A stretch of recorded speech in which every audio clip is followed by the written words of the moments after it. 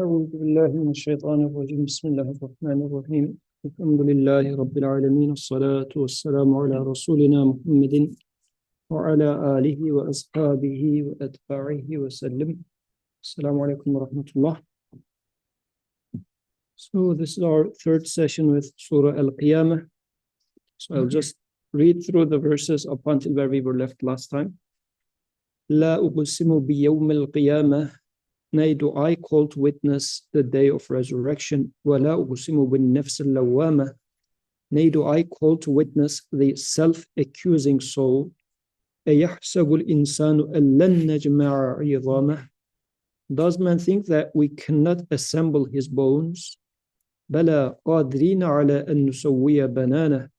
Yes, indeed, we are able to restore his very fingertips. بل يريد الإنسان ليفجر أمامه. But man would choose deny what is before him. يسأل أيان يوم القيامة. He asks, when will be this day of resurrection?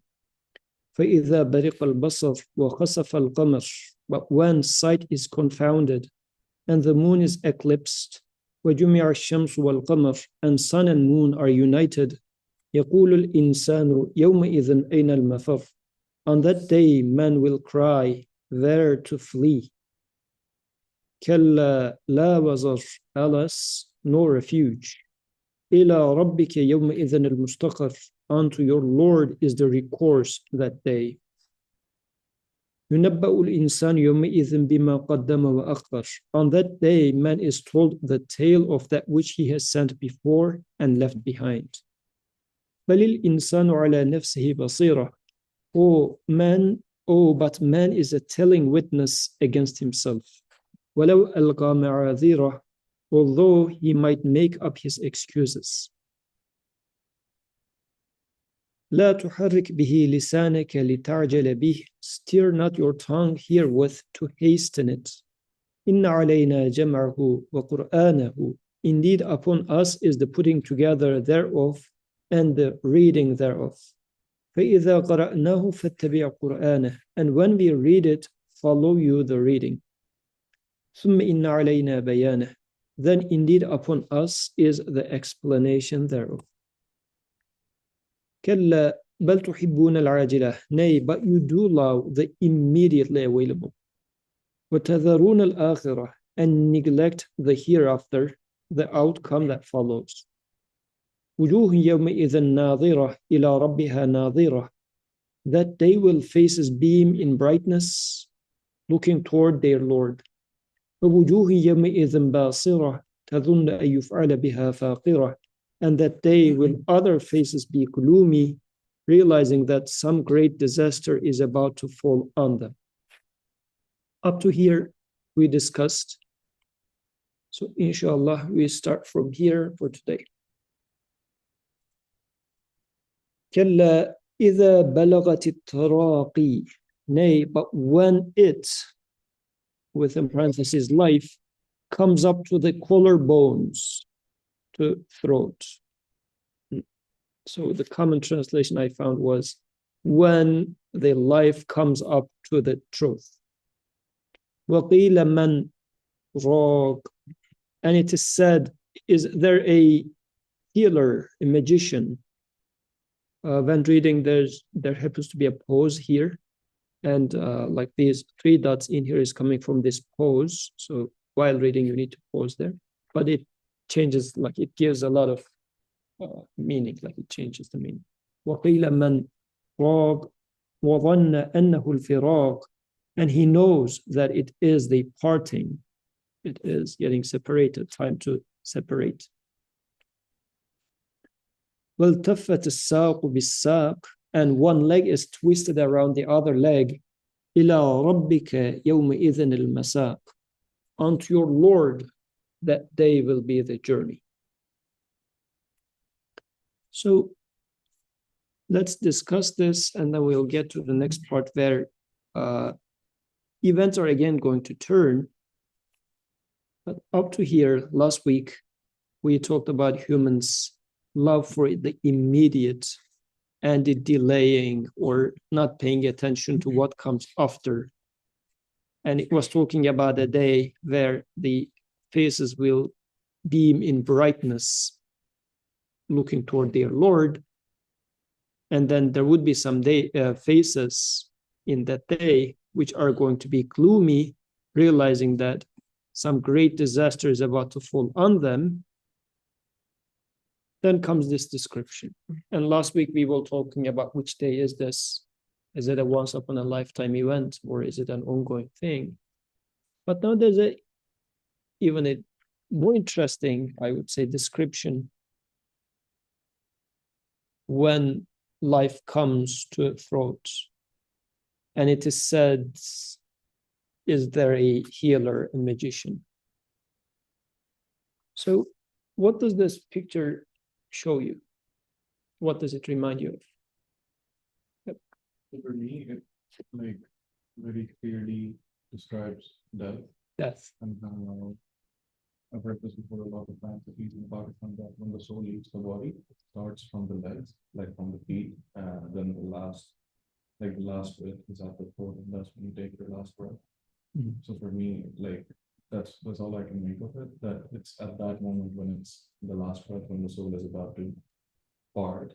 Mhm. That's when, like, it's said that, oh, is there a healer or magician who can save them now? Mhm.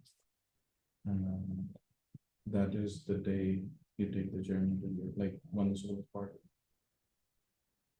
Yep. That's kind of the stuff. So that day you know that your journey is to your Lord. So you're going back to your Lord at this moment, even if you're an atheist, whatever you are, at this moment, you know where you're going.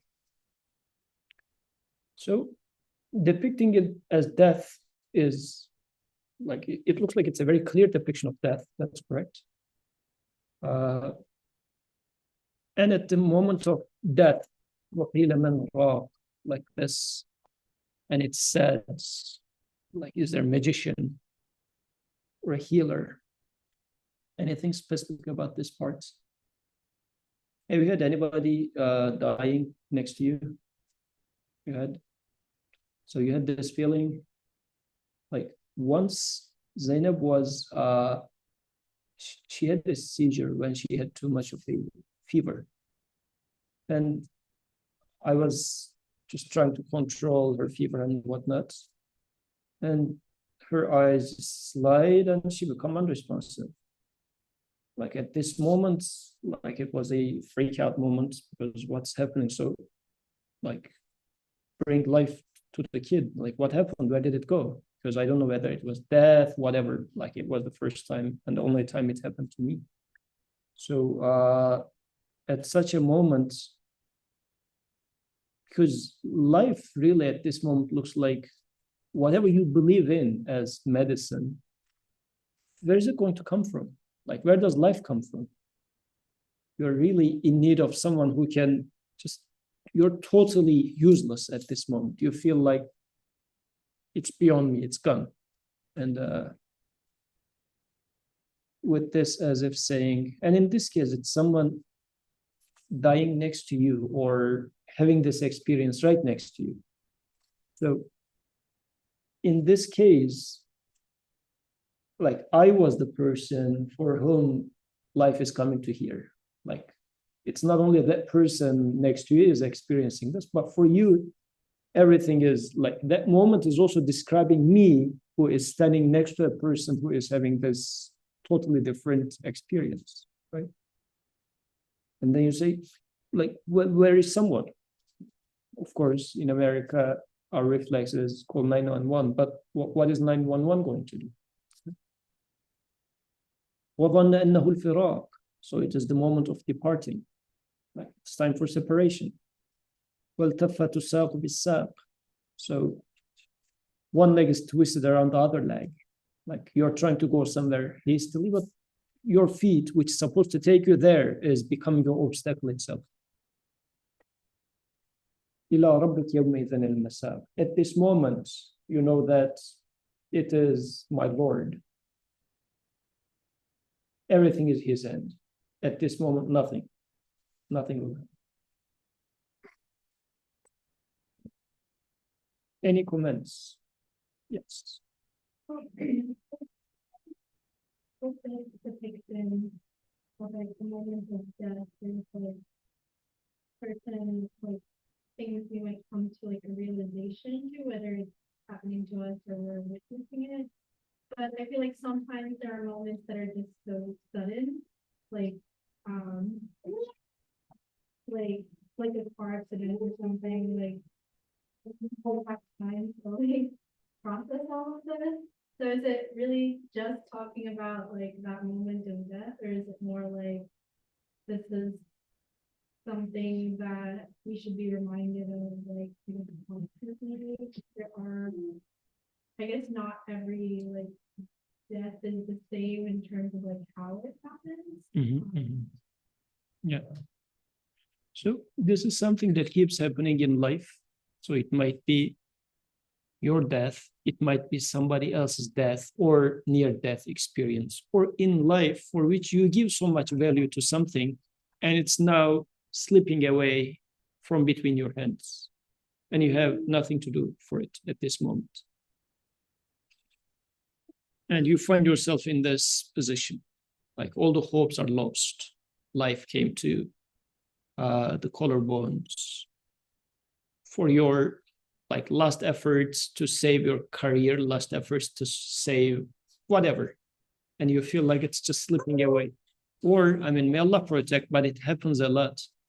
Your child is slipping away from your hands, like still not dying, but personality-wise, becoming a totally different person, and you're not able to do anything at this moment.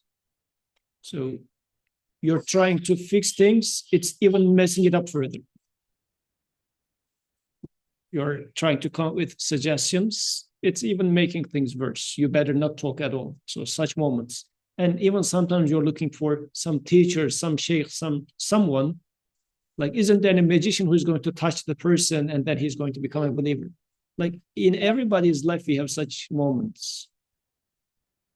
But since ultimately the topic of the text was, or the surah was starting with resurrection. So there are things for which I should be neglectful about the resurrection part of it. And I should be looking for the momentary outcome. So maybe we can also tie it back there. Yes. You had a comment there? It's like I'm thinking, especially about the pause before healer or magician, that like as you've been explaining, it feels like when you're in that moment of like desperation, I need something or someone, and I may be wrong, but the whole this whole screen makes me feel like it's a reminder that this is something we might do. We might look for those people that seemingly that we think can fix it, like a healer or a magician, but for the person experiencing this or the person that is next to it, they can find that this is a moment to, turn to your Lord and to understand that, what, at the end of the day, the healer or magician is not going to do it. So it ultimately is like a reminder that you should be turning to your Lord. And this also, reminds us what I consider today as doers of actions. Are they anything more than magicians? Like do they really perform things today? Because when the day comes and then nothing becomes useful, so before the day comes, just look at the days that are passing ahead of you. Which causes am I attributing actions to? Because if we try to read the surah in its completeness, in the previous set of verses, it was mentioning we loving the immediately available and we neglecting the outcomes. And now comes a point where the last piece is at my hand and it's slipping away from my hand. So since I was so much into enjoying the moment, this was my philosophy of life, and now it's slipping away from your hand. It is the life is here and it's going to depart. Actually, we can think about this for every moment, every joy. As now, if I read this together with verse number 20, you love the immediately available, and ignore the outcomes. Okay, any of your joys that you think in life is about to depart. How are you going to bring it back? What's going to come next?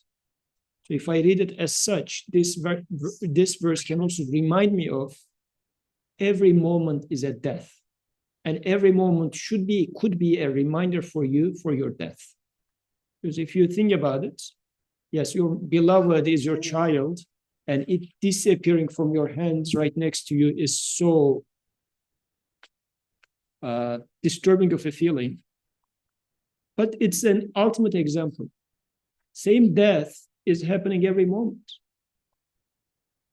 Like for this baby, if this water bottle is her precious, if I were to take water bottle from her hand, she's going to become anxious. Like once, father of anger as well. So once they were mentioning a brain tumor patient, his job was he's a gourmet. So he's earning his life. The most important thing for that person is taste. And that person was so anxious for losing taste that he had a open brain surgery for a week, just so that they identify which regions are with taste, and then they don't mess up with there and try to get to tumor from somewhere else. For that person, this is the top anxiety. Like a healer, is there a healer? I don't want to lose my taste. Taste is something, since I don't have a brain tumor, maybe taste is not that big of a thing. I eat a sugar, like the taste goes away, and I'm not freaking out because I feel like tomorrow, like we have more sugar there. But every joy reminds us of this separation. This picture of death keeps happening again and again if I pay attention to it. And actually, reading it as such makes more sense. Why? It's not the ultimate death only. Because right next verse, فَلَا صَدَّقَ وَلَا صَلَّى. As if it is saying that this is not the end of your story. This is part of your story. You experienced this, but he neither confirmed nor prayed. Like you experienced this, but I feel like as if you are given life or you are saved. Like probably it happens to a lot of people, but I remember one specific case. My teacher's brother was a student in the same school, and he was a like muscly person, like good young high school kid. So he was playing all the sports and everything. So at once he was swimming somewhere, and then he was about to like hold a like to get out of the pool, but he slid. So he said, okay, I'm dying. This is the end of it. But with some last effort, somehow he got saved. So for the next 2 weeks, this hot-blooded young man was super religious, right? Because he said, okay, this was the end of it. Now he understood that he's going back to his Lord. But his Lord said, okay, here is a second life for you. So فَلَا صَدَّقَ وَلَا صَلَّى, in here, he neither confirmed nor prayed. Can I borrow a plate? Can I borrow a plate? Okay. Dua, you have a comment or? Plate? Yeah, you can borrow. Oh. Okay. It was Dua. So, فَلَا صَدَّقَ وَلَا صَلَّى, in this case, that brother started praying for 2 weeks. But after 2 weeks, وَلَكِنْ كَذَّبَ وَتَوَلَّى. I mean, this is just an example. We know this from our first-hand experience, our life. After experiencing this separation, this parting, this departure, صَدَّقَ وَلَا صَلَّى. Do I confirm? What to confirm? Number one. Number two, what does صَلَّى here mean? And why is it mentioned here? Let's talk about that. So صَدَّقَ is confirmed, but in other translations, they say neither he gave charity nor, or sometimes they said he did not confirm. Isn't there any translation thing that neither he like confirmed or look for the truth, or standing. That is, salah sometimes also used as Support. standing firmly. No. I didn't see that, but one translation was specifically mentioning supporting for salat, because in Allah wa malaikata yusalluna, Yeah. so they did like this, but for that they took it as support. But of course, could be taken as such as support, but I don't know. Okay, should be good. So, but I didn't put it here because that translator had a reason to say it as support, because it is a person that doesn't want to call it salat specifically. But yes, what do you think? What is not confirmed? Oh, by the way, so let me also add one more point about the language here. So this fa over here, some of the translations mention it as because, like as the cause of what was happening in the previous verses. Some other translations, like they take it as fa'u sababiyya, the cause, because fa could mean the cause of a thing. Also, fa could mean follow-up. Like fa could mean multiple things, but some of them said it says because they didn't pray, they didn't confirm, but others said but, or yet, or so, still, he didn't confirm. What is being confirmed here? Yeah. I think if I see it as someone who's witnessing the death, who's witnessing the part, I would understand it as after you see, there's a moment when like Jesus who exists and there is no one that can save that person. And that is the day that the soul is departing and the key confirming would be identifying through your problems, through your maintainers, and who gives you life every moment. And like if you see someone dying like that, and you still refuse to confirm that, you still refuse to see the like the result of who's maintaining you.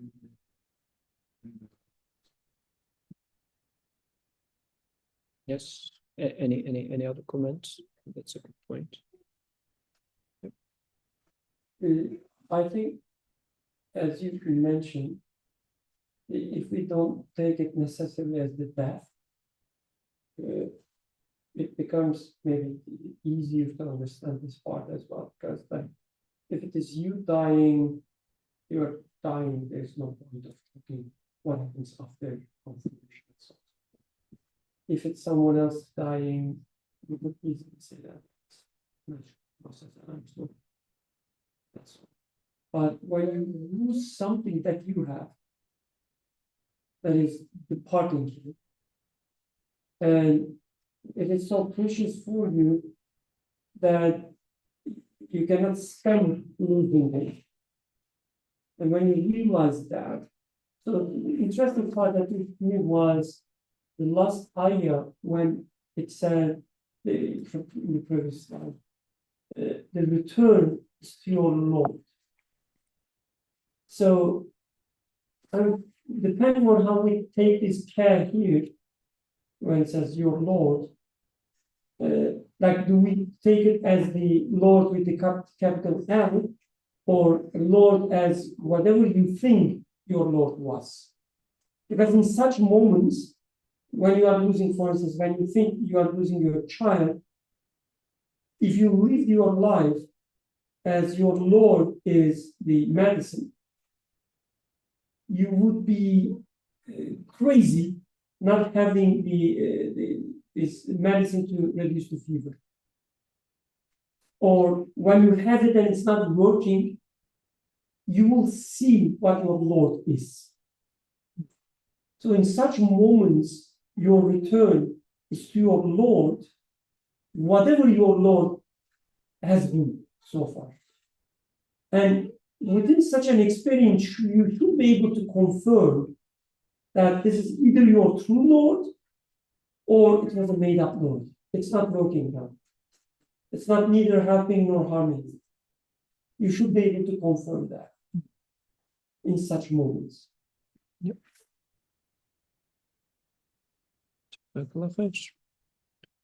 So all these should lead me to, it's as if it is staged so that I'm going to confirm. Everything is a reminder of this. But it happens that I neither confirm nor do salat. So why salat is here?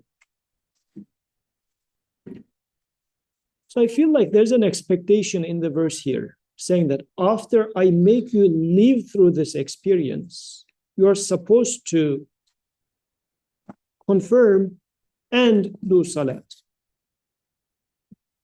Yes.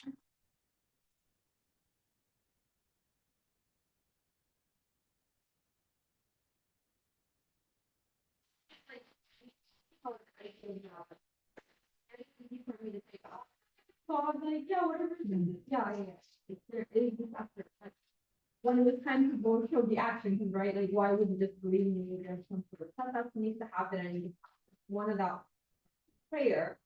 And so you can confirm with your mouth, but it doesn't mean much or it doesn't weigh as much as if you confirm it through the prayer. So that's why I'm like, when it's more prayed, then I'm thinking like, one is not necessarily like dependent on the other, it feels like in the sentence.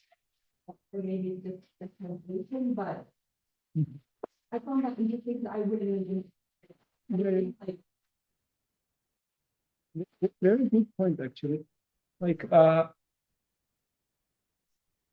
students come to my office. One type that comes to office is very bright kid. And in his head, he knows that he knows how to work. Very quickly, he can understand the concepts. And he feels like, yeah, I see the answer. But when I give the assignment so that he truly understands the topic, he sometimes even sees it as waste of time. But then, since it's a class, so he keeps postponing, saying that this shouldn't take more than 2 hours or so. And this repetitively happened to a few examples that now I clearly remember. First night, he leaves it to last 4 hours. He couldn't submit it on time. Next day, he couldn't. Over the weekend, he couldn't. Because he thought Salah is not necessary. Like, I'm convinced, yeah, I understand the answer, and I should be able to do it. But as human, really, this is not how it is working. Being convinced is different than putting it into my life, in my action. Because I am not just a like intellectual creature. Or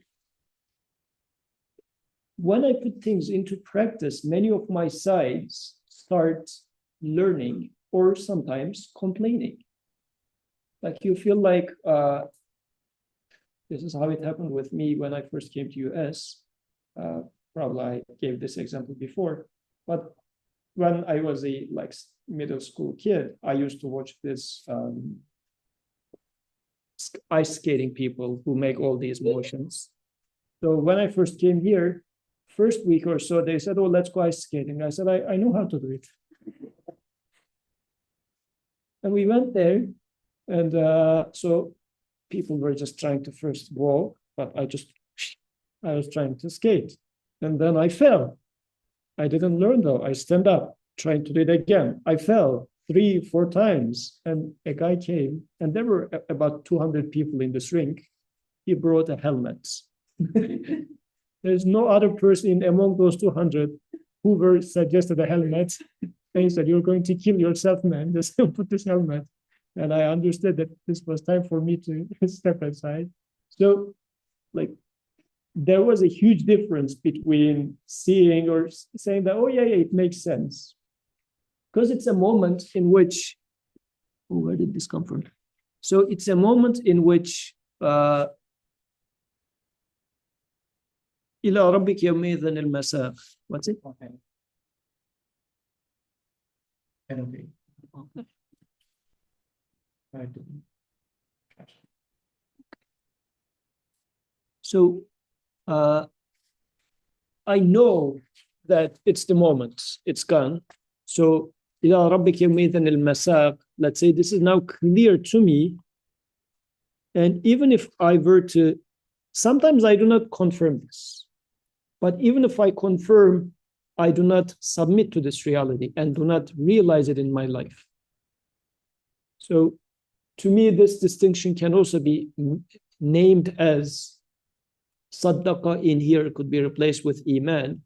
He didn't confirm or bear witness to this truth. And wala salla could also be replaced with Islam. He didn't submit to this reality in his life. He neither confirmed or bear witness to the truth, no iman, no Islam, neither had a submission. ولكن كذب وتولى, but he denied and turned away. Yes. And this was another place where I was confused, because like, so.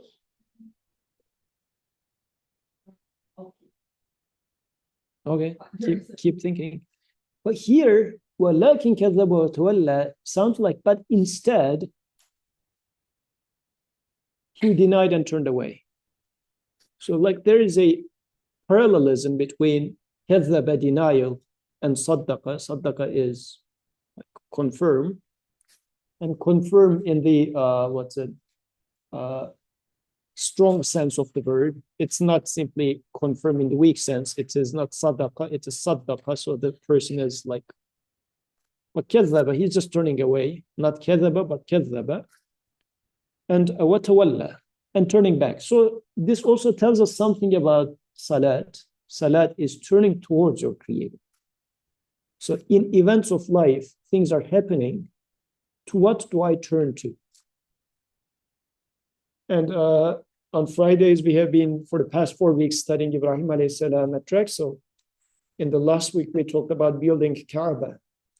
So we turn towards Kaaba during our prayer. This signifies turning towards La ilaha illallah in our lives.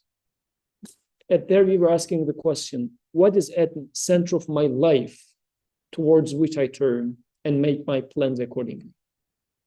Like, for example, if you're going to move from one city to another, what do you say? Or what will happen with the children's school? Like you're making a choice depending on, or you say, what's going to happen with my parents? We are getting even farther away from them. Like these are the directions that I turn to make my decisions. So I should ask the question, whenever I make a choice, what is towards which am I turning? A life event happens. What is at the center of my life, according to which I'm going to interpret it, according to which I'm going to make a choice? When I choose my next job, and since people are here are young people applying for job positions, what will determine my choice? Let's say, even when applying, or you got 5 offers. Is it generally, what is it? For money, next career move, how is it going to appear in my CV? Like these are my priorities. These are being my priorities. So, وَلَكِنْ كَذَّبَ وَتَوَلَّى, coming back to here, although at such moment I was expected to confirm the truth that I do not own myself. I have a Lord who keeps maintaining me so far. Rather than confirming this truth, I denied this. Rather than Salah, turning towards my Creator and submitting to this truth in my life, وَتَوَلَّى, I turned my back and went opposite direction. In which way? ثُمَّ ذَهَبَ إِلَى أَهْلِهِ يَتَمَطَّى. Then he went to his folk, elated with pride. So, what is this folk? What does going to folk mean? And why this going back is in pride? What do you think? Who is the folk here that we go back to? after such a moment? And why do we do this in pride? Yes.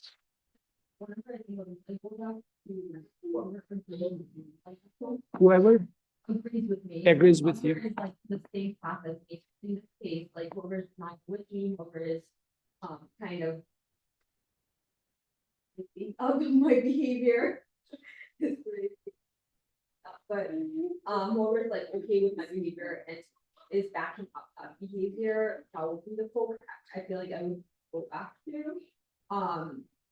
And obviously like pride is a bad thing because then the minute you have pride, you're assuming that like you yourself are responsible for you and it's sustaining you. So there's a sense of denial. There's a sense of denial the minute you have that. I think that naturally like because the arrogance to say no, like. So, I mean, let's take it as first, really people. Going back to people, my people, is going back to my comfort zone, which made me, or which I was comfortable with, which was okay with me being what I was. And I was that person who was just okay with living the moment, neglectful of what's to come after. Like I was that person. And my people, my society was okay with me being as I am in this case. So what do? I go back to them again after this experience, which made me realize, or possibly could have made me realize, that I am not Lord for myself. I go back to my people. So in this case, like not taking it as the people, what can I do? Like, is it that I shall not have any people around me? Human is in need of people. What sort of people? Yeah. So I think you're supposed to surround yourself with people who are solid, who affirm the truth, who do pray, so that they can take this arrogance out of you and say, no, this is harmful for you. It's supposed to be that. Yeah. So there are going to be people around me then, or I should be looking for people who are going to be telling me some disturbing truths, not affirming, but disturbing, saying me that what you're doing might not be might not be the right thing. So in a sense, I am going to be having this self-scrutinizing way and also look for people who are willing to be raising a red flag. And I should be opening an ear, have an open ear to this possibility of maybe I am wrong and they are right. Your comment?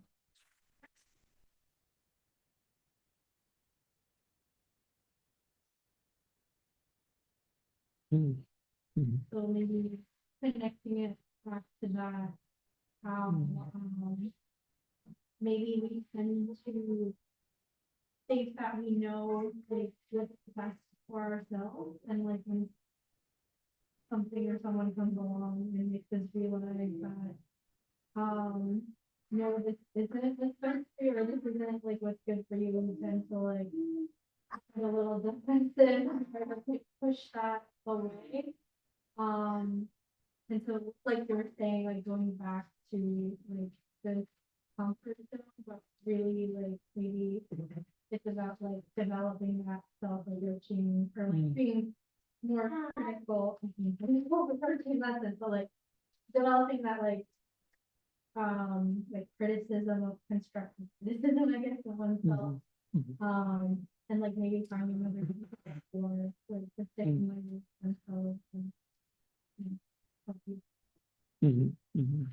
And we can, if I'm going to take إِلَىٰ رَبِّكَ يَوْمَئِذٍ الْمَسَاقِ as your true Lord, like at this moment you're realizing who your true Lord is, or as Brother Birkan was saying, you're realizing that your so-called Lord was a fake Lord, so you're realizing this truth. So the path to be turned is toward your Lord. But what do? Rather than going to my Lord, who is maintaining me, So I turn to my people, my friend, or my previous false ideas, false idols. There, I'm going to find this temporary comfort. What sort of a temporary comfort was it? That satisfies with the readily available. I would like to still say, well, at the end of the day, you're not a bad guy. Like, look at those people. If you were to ask, how is Yusuf? Yeah, they would say Yusuf is a good guy. Actually, I'm not that bad of a person. Like, I'm looking for this sort of excuses for myself to save the day, for realizing I'm not as good of a person. Natalia.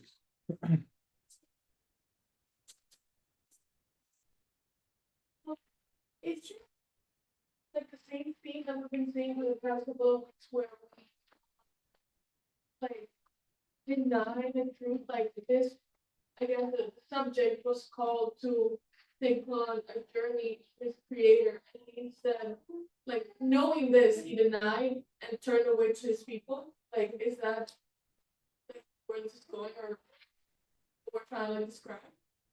Yeah. I mean, turning to his people, then two meaning. One is people, like as in people, humans, who are going to support me in my, if you like, dream world, false world, which are saying that, no, you are a good person. Yes, you should be successful in your career. Let's say, if we were to have this, let's imagine a scenario in which a war is happening right before your eyes. People are being killed, like just numbers, which makes you question what is life, what is everything. And then you come to work the next day and they say, yes, this is why we need to work even more. Like, you start questioning the life itself and the hypocrisy of civilization and everything. And then they say, yeah, we need to do even more science to fight against this injustice. So, and either you will accept this, or you will say that, well, look, this is what made the whole mess. And I was just part of the deal. I am a product of this system as well. I am producing this myself. But in this case, what do I need to do? I need to admit many things. I need to admit that so far, I was just lying to myself. I was lying to my creator. What I consider to be a value in me is nothing but fake. Like the title, the degree, whatever, all the things that I think was a success, it was a lie. In order not to say this, what do? I turn back to my people, saying that, yes, we need to do better science. We need to do like everything in a better way so that we are going to have a just world and this and that. Go back to my dream world. Go back to producing momentary joys, momentary, but not to afterlife, not to anything that goes beyond the moment. And any comments? Then comes أولى لك فأولى ثم أولى لك فأولى. Now the verse is saying, it is worthy of you.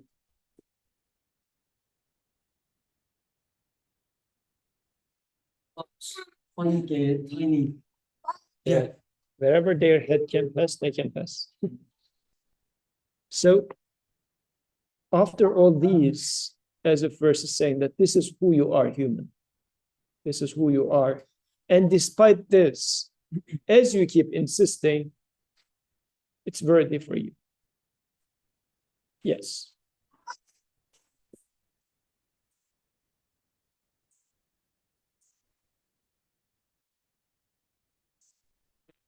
So could it be taken either way, like,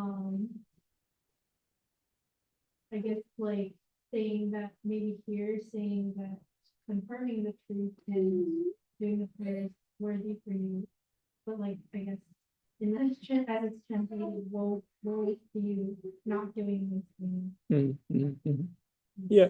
So there are three different translations. One of them is woe to you, woe to you. Another one is it's worthy for you, it's worthy for you. A third one is أولى لك فأولى. It is getting closer to you. It's getting even more closer to you. So these are three different translations that existed for this. But if we take it as woe to you, woe to you. So now my Lord is speaking to me, saying that, like, what did you do? Like, look what you are doing. And as if you messed it up. I feel like since my Lord talks to me, it is like a teacher. It is like a teacher. And today I sent an email to 2 students for cheating. Like I'm talking to my students and saying that, what are you doing, guys? Like you're doing this to yourself. I'm not going to benefit from this. We set up the whole system for you to learn, and look what you're doing to yourself. Like, woe to you is this way. Otherwise, it's not like, how dare you do this to me? And like, I did all this to you, and look how you're responding back to me. So, like, the whole setup was made so that there's this. Where do I take this from? From the word Lord. Because Lord, the word Lord has the connotation of mercy, like a motherly mercy is there. So this woe is coming from such a person. A comment? Yes. Yeah, like the translation I have, it also says like woe to you, but I mean, since it's like 4 different stages of woe, it talks about how like there's distress or sorrow for you when you're dying, there's distress for you in the grave, there's distress for you on the day of judgment, and there's the last woe is in hell. Just more, I guess, stronger. And the third translation saying it's getting closer to you, then closer to you, is reminding me of this. As if I am escaping by going for the momentary joys, I am escaping from this pain of separation. But as I escape from it, it's getting more closer to me. Every moment of my life is becoming a torture. Yeah. What's the like word, like how are we using worthy in sentence? Like worthy with what's worthy? Like you're deserving this. You are at this state of torturing yourself because right before here, it was saying that life comes to here and you say, where isn't there a healer? Then you saved, but immediately you turn back. You deserve this death, man. Like what you were saved from, you're worthy of really dying in the swimming pool that you slipped. I mean, this is how you were worthy of this treatment. This life comes here, you feel this helplessness, yet you didn't confirm. You're worthy to experience this torture. Yeah. I just thought of like how it must be really easy to slip back in that state because like you were at such a desperate mood, but then if you give it 2 weeks, there's that nature for you to slip. So there's like a definite warning, obviously, like, yeah, we know you're gonna confirm, but also there's this slope of like, you could end up in a few seconds after you're saved, recognizing like, even though there's a recognition that you can confirm the truth, the desire to confirm it is not as strong as when you were in need.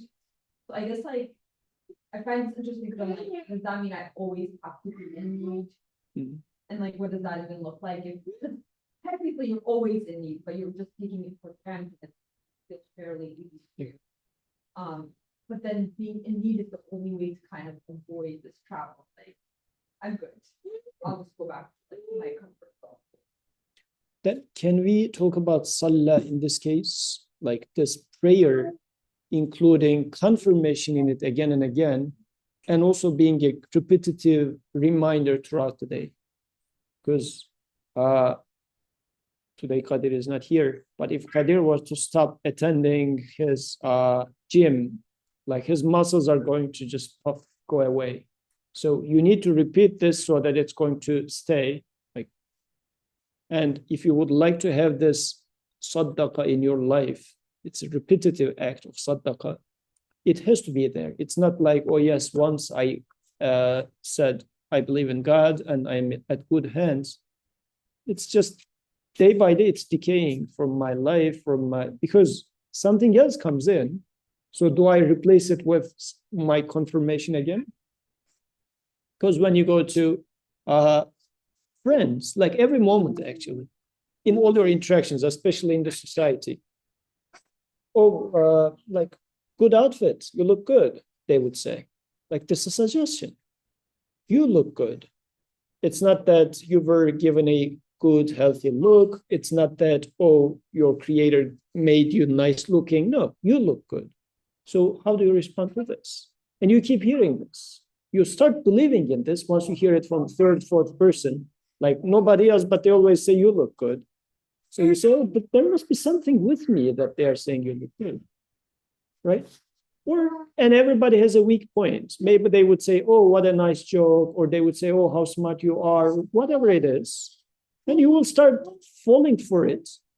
Then, if I do not remind myself, keep reminding myself, and if my salat doesn't have the consciousness in it, we should work on it, like individually, because how much do I work, put effort on my salat? Like as a practical question, we should ask that to ourselves. Graduate students we have here, like what is the most mindless thing that you do if you don't want to feel into,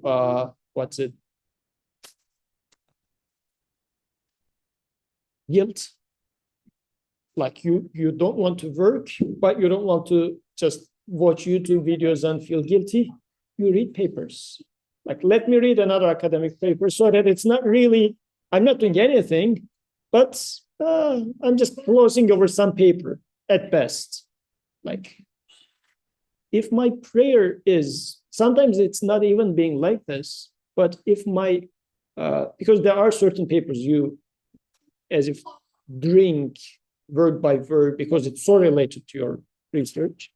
But I read many papers with just so that I feel better, saying that, okay, I didn't waste time, but I wasted time.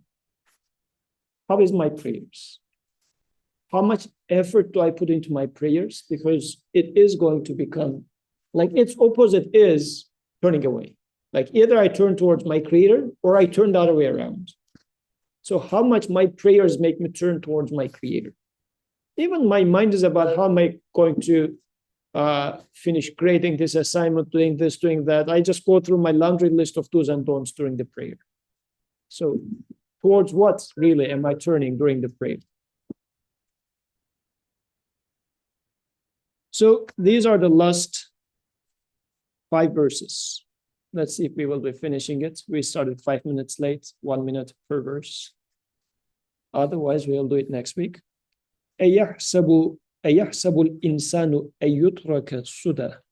Does man think that he is to be left to himself, or to be left alone, to be left aimless? These were the meanings for this verse, this word سُدًى. أَلَمْ يَكُنْ نُطْفَةً مِّن مَّنِيٍّ يُمْنَى. Was he not a drop of semen emitted or thrown? ثم كان علقة فخلق فسوى. Then he became a clot, then shaped and fashioned. فجعل منه الزوجين الذكر والأنثى, and made of him a pair, the male and female. أليس ذلك بقادر على أن يحيي الموتى. Is not he able to bring the dead to life? And then the surah concludes with this, because this was the initial premise of the surah. So very quickly, let's remember how the surah started so that we see how it's concluding. It said, لا أقسم بيوم القيامة ولا أقسم بالنفس اللوامة. I do call witness the day of resurrection. I do call to witness the self-accusing soul. Does man think that we cannot assemble his bones? This is how the surah started, and said, indeed, we are able to restore to his very fingertips. And at the end, and he talked about humans' arrogance and everything. And now that we are coming to the end, it's bringing up the topic again after talking about everything in between. Does man think that we are going to leave him to himself? Yeah. I mean, especially the first one, it's quite, like, it comes back in other surahs that we've studied so far, to this idea that you think you're just gonna be allowed to do whatever you want without being tested, without confirming your faith over and over again. This idea that like saying it is not enough and you're gonna be tested, so kind of be ready, so that you won't be surprised or anything like that. So that feels fairly familiar. But I think the most interesting part for me was like the fact that it's kind of questioning of like, even the ultimate thing that we desire, that's kind of like literally without that ending. Even that's like, it's what we're all aiming for, but it could only happen at the mercy. It's like, if I really wanted to, I can lengthen or kill you off at any point. So I think like, that feels like the ultimate of like, even your life and death is out. Forget like every step, but even that ultimate thing that you seek so much, stand high, and it means nothing. So it really simplifies what maybe to me is like the biggest worry of mine. Mhm. And this, yeah, go ahead. So this reminds me of two aspects of it. One is like human things like I have freedom of choice. Like if I want to move my hand, I'm moving my hand. So, and nobody is chasing after me. I feel like I am a free human being. This is the first part. Do you really think that with all that's given to you, you're not going to be held accountable? You're not going to be looked over. You are not given any purpose. Let's take it this way, because everything boils down to given purpose. Like holding accountable means given purpose, because we feel like holding accountable sounds like a teacher coming and like shaking finger at me. No, it means you are given a purpose, and whether you follow this purpose or not. So this is what holding accountable means. So do you feel like you're not, there's no purpose defined for you in this existence? And we tend to live like, I'm not given any purpose. And you can specifically think about it, because this baby is being created in a different setup. You are being created in a different setup. Why am I put here? Should be my question. And there's a second meaning, which is, do you really think like you're going to die and you'll be left there? Nobody is going to, like, do you really think that you're going to be left to sleep in peace? Do you really think that this is going to be the end? So the one who defined purpose, and the next three verses are really highlighting this, very beautiful style of Quran, saying that, look, we created you something from like something very insignificant, something that's been thrown away. But are you really thrown away? Look how we gradually created you from this very insignificant thing into this male and female, like this polar existence, reminding me of the two sides of the existence. The whole Quran mentions this polarity of existence a lot. Male, female is just pointing to any polarity in this existence, saying that I created you in this polarity, which also highlights that I give you choices of right and wrong, left and right, and everything, and yet you think, I'm not going to resurrect you. Resurrection in this sense also means purpose. You are created with a purpose, and therefore there has to be an afterlife. You having a purpose in this existence indicates that whomever follows this purpose and whomever betrays this purpose wouldn't be left alone. There must exist an afterlife. So in this sense, the surah is providing us an evidence for afterlife. Why is this important? Belief in afterlife. Quran is showing me ways that belief in afterlife, like here, Quran is providing me an argument for afterlife. So it's not that, yeah, I believe in afterlife because Quran says so. Like the evidence of afterlife is revelation. Like it, just Quran says so, just Prophet says so. This is the reasoning. No, Quran is saying that here, let me bring you an evidence from yourself. Do you really think that you're going to be left alone? here is the 3 verses that says that, look, all the purpose in your creation, do you still think that you're going to be left alone? Do you still think that we cannot resurrect you? So giving us a convincing explanation to myself to say that, yes, there must exist an afterlife.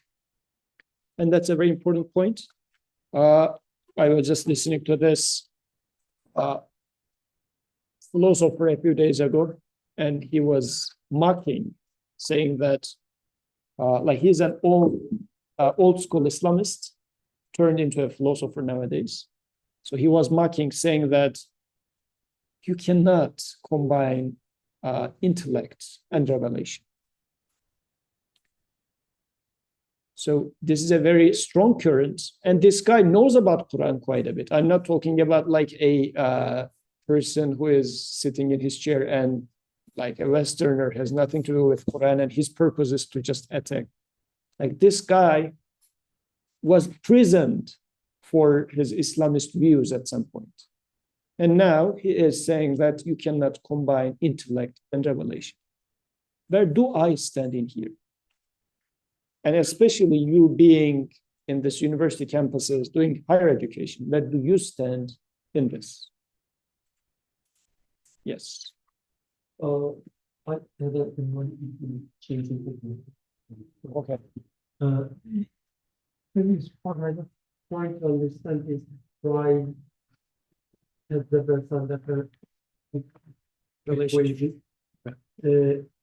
So, like when we think about the moments of enlightenment, like these experiences we go through, like something we value, something that we rely heavily, going away, we're realizing that it's going away, and in this moment, we turn to our Lord, whatever our Lord is. So I guess the emphasis is there because, like, sometimes we take it in a caricaturized way as, there's this truth, belief in God, and in such moments, you have to find the true God. Otherwise, you're just not thinking, not taking your experience serious. You're just lying in and then turning your back. So when I look at my life, though, whatever I experience, I always come to a confirmation. Like I say, for instance, if I live my life as the safety is the most important thing, my house should be strong, whatever. And I go through an experience, and somebody shows me that, oh, this neighborhood is not safe. And I about to lose my value, whatever. The confirmation I have would be, oh yeah, I should make my house stronger. I should pile more medicine in case the fever, increases. There is no such moments, at least to me, where I just go through an experience and I just say, forget about it. I always come to a conclusion. So I guess the point then, like what conclusion you come, what the confirmation of or what belief you build out of this experience. And I am almost saying that, okay, you can do sadaqah, which is not, only confirming something, because again, you can even confirm something false in your mind. You can say that, oh, this evidence support my hypothesis, which is, you have to have strong houses, and you say that, yeah, through this experience, now I truly believe in that, right? But sadaqah is like reaching the truth of something, right? Analyzing it, making the comparisons and so on and so forth, and make sure that it is true, like being factual, right? This is the sadaqah. On the other hand, there is kazaba, or turning back. And like, how am I going to separate these two? Like, how am I going to know that through this experience, the mode that I'm returning to, or turning my face, is the true Lord or not, then comes the other part, which is on one side, there is Salah, on the other side, there is pride. The Salah, like a prostration, right? Acknowledging your weakness, acknowledging that you don't have anything, acknowledging that the house cannot provide you anything either. So you have to prostrate and say that this is my Lord. So if you do sadaqah, the action that corresponds to sadaqah is prostration. So if you are prostrating, that means the confirmation you have is the sadaqah, the true one. But if you are having the pride, going to your circle, your family, and say that we should pile more medicine because of this experience, now I understood that. You have this pride of understanding something and now giving the lesson other as well, right? When you have this pride, what you do is kazan. So what you submit to, what your action or attitude is your the belief, whether it is sadaqah or kazab. Question about that, actually, because harder distinction between that, because I'm like, I can say, yeah, like I was just told this neighborhood is dangerous, and then I don't take that as initiative to like do something about it. I'm like, yeah, like I'm meant to, whatever happens, happens. But like, we get warning from this, like, am I supposed to assume that's opportunistic? But then I don't accordingly, like, because that's also meant for me. Like I was meant to hear that, now how I react. And let's say I reacted exactly like that. I'm like, I'm gonna build a stronger house. And is it like you saying you're gonna build stronger house that's the problem, or the thought of you thinking that is what's gonna like save you? Because the action is just a desire to protect yourself. And is that action actually, because I have a hard time with that, because like then I should just be okay with any danger, but then what's the point of the time then? Like don't give me this time. Yeah. So this again goes back to what is at the center, what is at the Kaaba for me. So what's at the heart of my life? If at the heart of my life, it is, I am a student here, I am being educated, and I'm going to interpret things according to my teacher, and teacher being my Rabbi in this case, then I would say, what does my maker tell me through this insecure neighborhood? So my relationship with my insecure neighborhood would be seen as, what's the purpose of my Lord with this? How does he want me to interact with him in this occasion? It doesn't mean that, oh yeah, I got the point, God, you're merciful and whatnot. No, it is happening through this interaction. So this is why dua, it will become a dua, if I can take it as a dua. Locking door of my house will become my dua from my creator, to say that I seek protection from you, not from the lock, but turning the lock. When I'm turning the lock, I would say Bismillah in this case. I am turning the lock in the name of Allah, because he's the protector, it's not the lock. But in this creation, he wants me to verbally seek help from him, and also by action again seek help from him. It's not the law. And if a lock gets broken, then I would say, oh, my creator is expecting or inviting me to ask more. So I will ask more by opening my hands. I will ask more by buying a better lock as a means of asking them. So, but the moment I start changing this perspective, saying that, oh, I got the better lock, start relying on the luck itself, this is why things start going wrong. But again, this is a good example. I should actively keep questioning myself. Where do I turn towards? What is my qibla?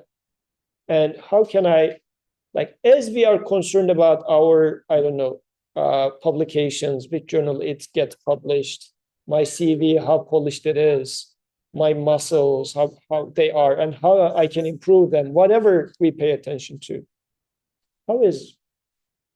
What sort of a student I am in this existence, and how I can improve my grades, how I can improve my certainty, my conviction, how can I be conscious. It requires active effort as well. Just as much as polishing my CV, just as much as my decisions for my career goals and whatnot. Really, how much do I pay attention to my salat?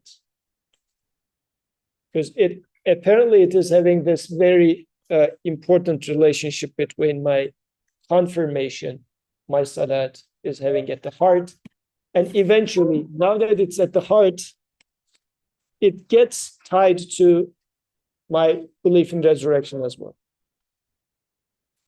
So let's conclude here.